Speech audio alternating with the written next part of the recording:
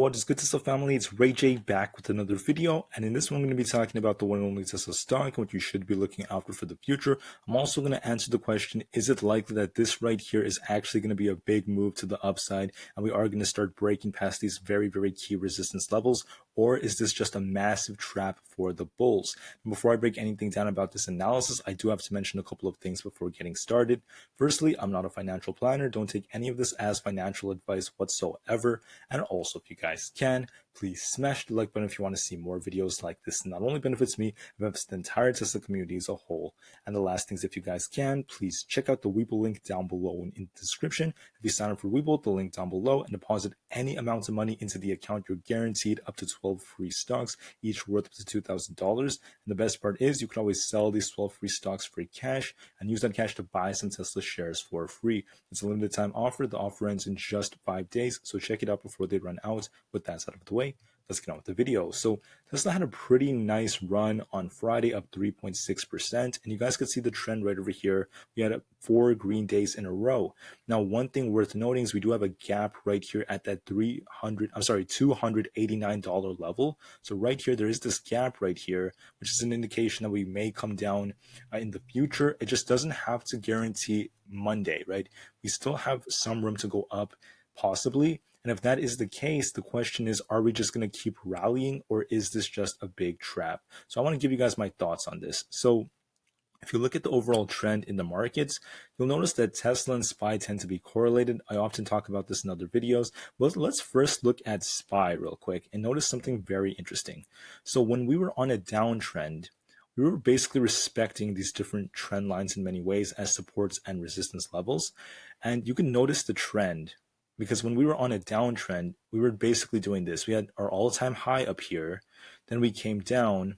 We made a new low, followed by a lower high, then another lower low.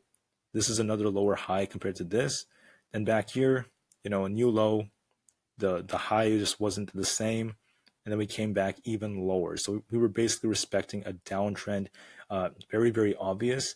Then since then, right, what is that, like around June, the middle of June, we saw a big bounce in the markets and things started to change a bit. So we started to respect a bit of an uptrend. And you'll notice that our low was right here. We started to make a higher high, just starting from like this point, just like this. Then we had a higher low, higher high, higher low, and it looks like we're trying to like bounce from there. So now the real question is, how are we really going to move from here? Because the SPY did bounce off this trend line, and many people believe that this is an indication that we're just going to start rallying to all-time highs. The market's ready to recover. Now, in my honest opinion, I'm not confident about that. I'm not completely certain that's going to happen. In fact, I'm very skeptical in a way, but I don't want to be kind of like someone that's going to doubt the market in a sense, right? So I'm still skeptical. And I think that there is a possibility that this is a trap being set by the market makers, by institutions, and they actually want to trap the bulls. Now, am I guaranteeing this will happen? No. Am I telling you to trade based off this? No. Nothing I'm saying is financial advice. Please don't take it that way. I just want to share this theory with you. What if, because people are anticipating that CPI is going to be like lower, the market might push up, because we know that the Fed is most likely going to raise the federal funds rate by 75 basis points. It seems very fixated based off the very hawkish tone that Jerome Powell had previously.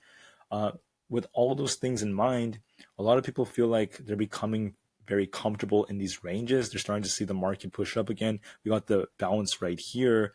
So it's a very, excuse me, it's a very good setup, all right, for a lot of people to become super bullish, for lots of retail investors to start loading up on calls, getting super excited. But in my personal opinion, and my strategy is usually just scalping, getting in and out quickly, which is why I'm not as worried about this. And I'm not necessarily swing trading in a market like this, if I'm going to be honest with anyone. But I want to make it clear, we can't confirm this yet. For the market to truly turn super bullish, the SPY has to break past the previous high it made. And that's when we could confirm that we're actually making those higher lows and higher highs and actually going to rally. So right here, we have a very key level that's coming up. I know it's a little hard to see, but it's this zone right here. This is between that 409 to 413 or so level for SPY. There's lots of chop over there. And look at what happened the last time we actually came up to this range, right? I mean, this wasn't the last time, the second to last time. Sorry about that. But right here, SPY rallied up. People became very, very bullish. We actually had 4 green days in a row. And then it basically traded sideways here. People thought, oh, SPY is about to rally. And then massive drop came after that in such a short period of time. It took like a week. And we got a huge drop. And then if you look at it previously, there was an instance where we came to this range. We had a lot of chop. People were very, very nervous. And we actually broke above it.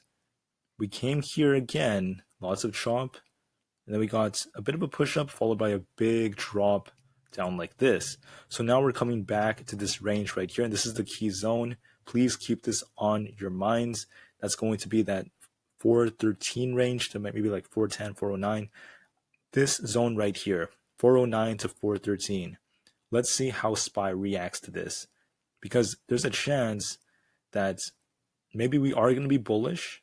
Maybe, somehow we see lots of shorts get squeezed out of their positions and the market rallies. Or it could be a trap and they're going to yank the market down. Everyone turns bullish. Everyone's excited. Everyone thinks they're confident. Oh, CPI is going down. Oh, the Fed is doing a great job. Nothing to worry about. There are still recessionary fears. There's still global situations which could still make the market turn around. And I still don't fully trust the market. If I'm going to be honest with anyone, I'm not trying to spread FUD and say the market's bad. I'm just trying to say I wouldn't become too comfortable in these ranges just yet. So with that said, watch SPY in this zone. And if we get a big rejection, that could be a sign that something's about to happen. If SPY gets rejected, fills the gap and comes down, it has to bounce on this trend line for us to continue this trend if we truly are on an uptrend right now. If we break below it, that's going to be a sign that the market will take a bit of a hit, right? I just need to make that as clear as possible. What does this mean for Tesla? If you look at Tesla, all right, this thing pushed up, making a nice move, and it looks like it has some room to push up a bit more. And let me see if I could find the last time we came into this range. So what I noticed on Tesla, around that 300 range, we actually pushed all the way up to about 320. And then we got a big rejection before we dropped to our low for the year. And then what you're noticing is quite recently, we have a lot of chop around here, around this range right here, which is around that 309 range. Right here, Tesla touched it, came down, pushed up really close to it again, went a little bit higher, got a big rejection, then it came down. So in my honest opinion, it does look like Tesla has some room, especially because people are anticipating a pretty decent CPI report.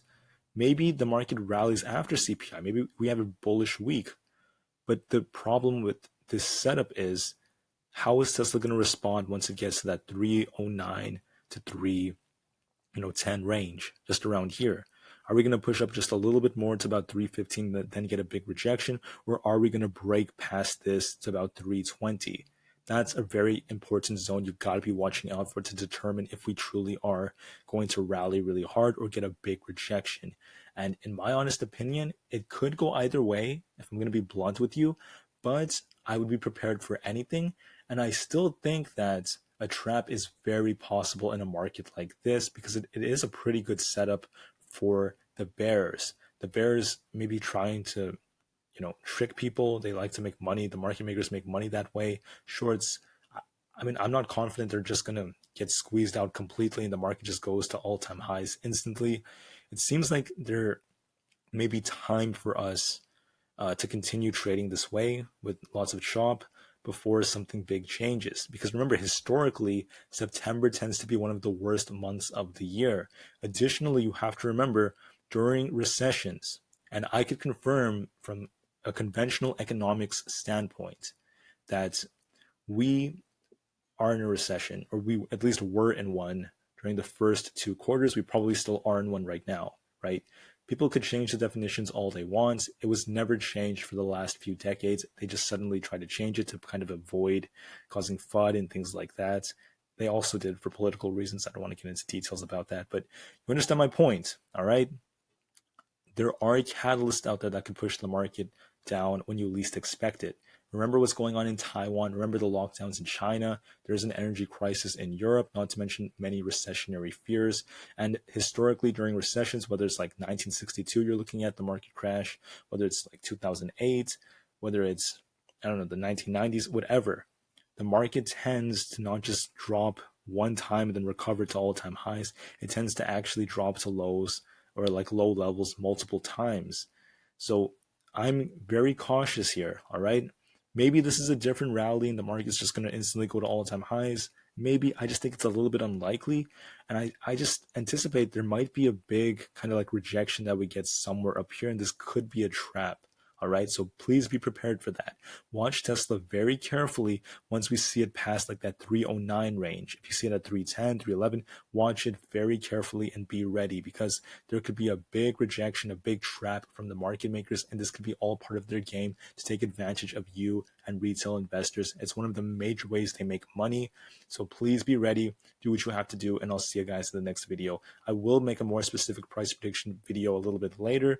Please be ready. We have big weeks ahead of us as Tesla has AI Day at the end of the month. We also happen to have the FOMC meeting, not to mention the fact that CPI is coming out very soon, and many other factors. We also have quad witching very, very soon, which involves the big expiration dates for options. So be ready for that. Stay strong, remain calm, cool, and collected. Do what you have to do, and be ready, my friends, because the market is sometimes capricious and unpredictable. I often just play the charts based on what they show on a daily basis, and I tend to just get in and get out pretty fast. That's what's working for me. And please just do what you have to do. Enjoy your weekend, and I'll see you guys in the next one. Tesla to the moon, because despite all of this, the long-term future is still incredibly bright. I'm still very bullish. They have so many strong fundamentals. And peace out.